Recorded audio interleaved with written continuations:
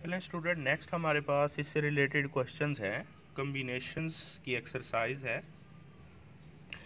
Question number 1 है, इसमें कह रहे हैं कि find the value of n when. ये देखें, ये गिवन है आपको एंड ये गिवन है, तो कहते हैं कि एन की वैल्यू फाइंड आउट कीजिए। चलें सोल्यूशन देख लेते हैं इसका। फर्स्ट का सोल्यूशन देख लेते हैं। N combination 10 is equal to 12 multiply 11 over 2 factorial, ये गिवन है। तो अब हम इसको कंप्लीट, ये जो साइड है आपके पास राइट साइड है, इसको भी आप कम्बिनेशन की फॉर्म में ले आते हैं।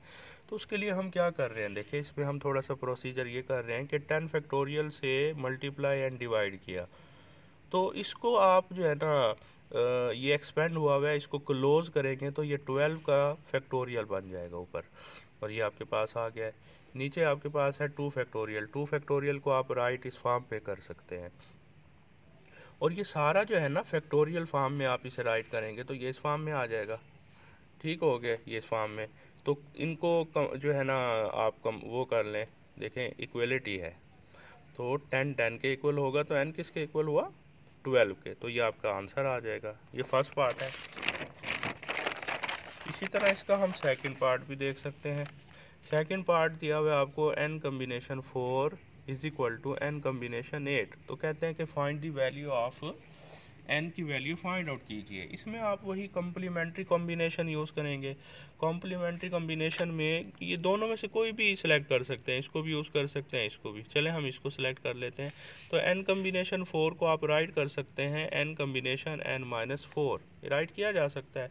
अब आप नोट करें इक्वेशन नंबर 1 एंड 2 में जो साइड है आपके पास दोनों की लेफ़्ट साइड सेम है ना, तो दोनों की जो राइट साइड है वो भी सेम हो जाएगी, तो क्या आ जाएगा रिजल्ट।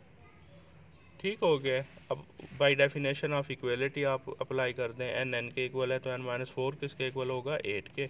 इसे सिंप्लीफाई कर लेंगे तो आपके पास ये आ जाएगा, तो n की वैल्यू आपके पास आ गई है। इसी तरह नेक्स्ट क्वेश्चन नंबर 2 है।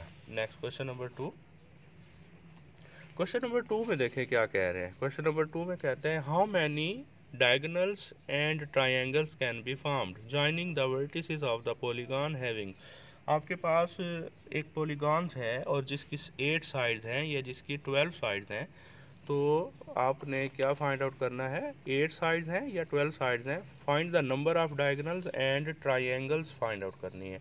तो 8 साइडेड फिग में आप नंबर ऑफ डायगोनल्स देखेंगे, इसी तरह नंबर ऑफ ट्राइंगल्स देखेंगे। देखें हमारे पास n कितना है, number of sides, number of vertices कितना है, 8। तो वी नो दैट फार्मूला हमारे पास था नंबर ऑफ डायगोनल्स का, nc2-8। देखें हमने लास्ट टाइम ये देखा था अभी कि आपके पास कि जो डायगोनल है वो क्या होता है, कि अगर आपके पास एक फिग है, कोई भी फिग है, वो ट्रायंगल है या कोई भी पैरेललोग्राम है, तो उसके अपोजिट 2 वर्टिसेस को अगर आपस में हम ज्वाइन कर देते हैं तो एक डायगोनल बन जाता है। इसी तरह आप हमने ये देखा है कि total number of vertices using at a time, कि एक डायगोनल बनाने के लिए कितने वर्टिसेस रिक्वायर्ड होंगे, तो 2। तो ये मैंने बताया आपको माइनस कर देंगे, क्योंकि जो ऑलरेडी जो उसमें डायगोनल्स बने हुए हैं, जो उसकी अपनी एक प्रॉपर शेप है, तो क्योंकि 8 साइडेड पॉलीगॉन है तो 8 डायगोनल्स ऑलरेडी उसमें जनरेट हुए होते हैं, तो उसको हम सब्ट्रैक्ट कर देते हैं। तो ये आपके पास फार्मूला होता है। इसको सिंप्लीफाई कर लें, इसको सिंप्लीफाई कर लें फर्दर। इसको जब आप सिंप्लीफाई करेंगे ये आ जाएगा।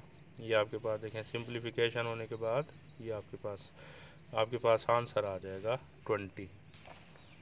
तो 20 इसका आंसर है। Number of also number of triangles, तो नंबर ऑफ ट्राइंगल्स के लिए कितनी साइड्स को अगर हम ज्वाइन करें तो एक ट्राइंगल बनती है।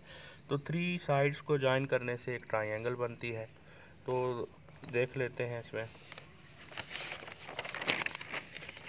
तो फार्मूला क्या होगा फिर, number of total number of जो उसकी साइड्स है 8 है, यूजिंग एट ए टाइम कितनी है ट्रायंगल कंस्ट्रक्ट करने के लिए 3। तो इसको आप सिंप्लीफाई कर लें, ये सिंप्लीफिकेशन हो जाएगी, इसकी सिंप्लीफिकेशन हो जाएगी। इसको आप सिंप्लीफाई कर लें एंड इसका जो आंसर आएगा वो आपके पास है 56 इसका आंसर आ जाएगा। अच्छा देखें, ये जो प्रोसीजर है सारे का सारा इसका प्रोसेस सेम है, जस्ट आपको इसका कंसेप्ट होना चाहिए। तो अगर आपके पास एक पॉलीगॉन है और उसकी जो साइड्स हैं 12 हैं, तो आपने उसके number of triangles and diagonals calculate करने हैं, तो ये आप कर सकते हैं अगर आपको फार्मूला आता है। तो ये आपने खुद ट्राई करना है, ठीक है, इसे आपने ट्राई करना है। नेक्स्ट क्वेश्चन नंबर 3 है। क्वेश्चन नंबर 3 में क्या कहते हैं, देखें इसकी स्टेटमेंट है क्वेश्चन नंबर 3 की कि लेट एस जो है, इसमें एस एक सेट दिया हुआ है U V W X Y Z, इसमें एलिमेंट्स हैं। Find the total number of subsets of S के टोटल नंबर ऑफ सबसेट्स कितने बन सकते हैं। तो सबसेट्स का तो आपको वैसे भी आइडिया होगा कि सबसेट क्या होता है, कि कोई भी एक, अगर हम एनी सेट लेते हैं जिसके तमाम मेंबर इसमें एग्जिस्ट कर रहे हो, मतलब कि उसके जो मेंबर हों इसी में से हों, तो फिर आप कहेंगे कि वो जो सेट है इसका सब सेट है। तो कह रहे हैं कि इसके टोटल सब सेट्स कितने बनाए जा सकते हैं, ये फाइंड आउट कीजिए। दूसरा, फिर also find the member of subsets containing, हाँ जी, क्या कंटेन करता हो, 2 एलिमेंट्स हो, 3 एलिमेंट्स हो, ठीक है, 4 एलिमेंट्स हो एंड 5 एलिमेंट्स हो। चलें फर्स्ट हम देख लेते हैं कि इसके all the subsets of the given set S R, कि जो आपके पास एस है उसके टोटल नंबर ऑफ सबसेट्स हम कितने बना सकते हैं। तो उसके लिए आपको पता है कि आप जो है ना, एक ऐसा हर एक ऐसा सेट भी होता है जिसमें कोई भी मेंबर नहीं होता, जिसे हम एम्प्टी सेट कहते हैं। तो अब हम देखेंगे टोटल जो है ना नंबर ऑफ़ एलिमेंट्स हैं कितने, 6। तो हम एक ऐसे सब सेट्स बना रहे हैं जिसमें कोई भी एलिमेंट नहीं होगा, तो वो ज़ीरो हम यूज़ कर लेंगे। और ऐसे सबसेट्स के 6 हमारे पास टोटल है, और कितने एलिमेंट्स वाले सबसेट्स बना रहे हैं जिसमें ओनली एक एलिमेंट हो, मीन के सिंगल टन आप देख रहे हैं। इसी तरह आप देख लेंगे कि वो टू एलिमेंट्स पर जो मुश्तमिल है वो कितने होंगे, ये आप टू सो वन। तो टोटल जब आप इस कम्बिनेशन को कैलकुलेटर से फाइंड आउट करेंगे तो 1 आएगा, इसे कैलकुलेटर से फाइंड आउट करेंगे तो 6 आएगा। ये सारे को कैलकुलेट कर लें आप सेम वे से, तो टोटल आ जाएगा आपके पास 64। तो टोटल 64 जो है उसके सबसेट्स होंगे। टोटल जो आपके पास एक ऐसा सेट है जिसके टोटल 6 मेंबर्स हैं, तो उसके टोटल नंबर ऑफ सबसेट्स की जो स्ट्रेंथ होगी वो 64 होगी। अब यहाँ पे वो कह रहे हैं कि पार्ट फर्स्ट में 2 एलिमेंट्स, कि अगर आपके पास वो यानी कि बताएं कि टोटल तो आपने बता दिया 64 सबसेट्स हैं, वो सबसेट्स बताएं जिसमें 2 एलिमेंट्स हैं। तो नंबर ऑफ़ एलिमेंट्स देखें, मतलब कंटेनिंग 2 एलिमेंट्स, तो 6 है, ये 2 यूज़ करेंगे, तो इसे आप कैलकुलेटर से एक्सपेंड करेंगे तो आपके पास आंसर आ जाएगा 15। तो टोटल 15 जो होंगे एलिमेंट्स उसमें होंगे। इसी तरह हमारे पास है 3 एलिमेंट्स, तो 3 एलिमेंट्स के लिए यहाँ पे आप 3 यूज़ कर लेंगे, तो आंसर आपके पास आ जाएगा 20। इसी तरह सेम वे से 4 के लिए यहाँ 4 यूज़ कर लेंगे, तो आंसर 15 और 5, ये आपके पास आंसर आ जाएगा। ठीक हो गया, बहुत आसान था, ये नंबर ऑफ सबसेट्स बताने थे। नेक्स्ट क्वेश्चन नंबर हमारे पास है 4। Suppose there are 9 faculty members in the mathematics department and 11 in computer science department. How many ways are there to select a committee to develop a combinatorial course at the school if the committee is to consist of 3 faculty members from mathematics department and 4 from computer department? ठीक हो गया।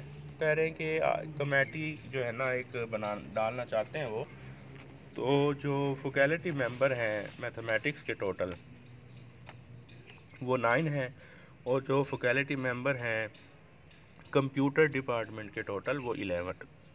तो वो एक committee डालना चाहते हैं। Committee किस कम्बिनेशन के तहत वो डालना चाहते हैं कि हर कमेटी में 3 मेंबर होने चाहिए मैथ डिपार्टमेंट से, और 4 जो है मेंबर होने चाहिए कंप्यूटर डिपार्टमेंट से। तो बताइए इस तरह से वो कितने नंबर ऑफ वे से कमेटीज़ को हम डाल सकते हैं। तो सिंपल है बहुत, ये तो इजी है। देखें, सिंस वी सिलेक्ट 3 को सिलेक्ट किया, 3 मेंबर आउट ऑफ 9 मेंबर, ठीक है, मैथ से 4 मेंबर हम सिलेक्ट कर लेते हैं 11 में से।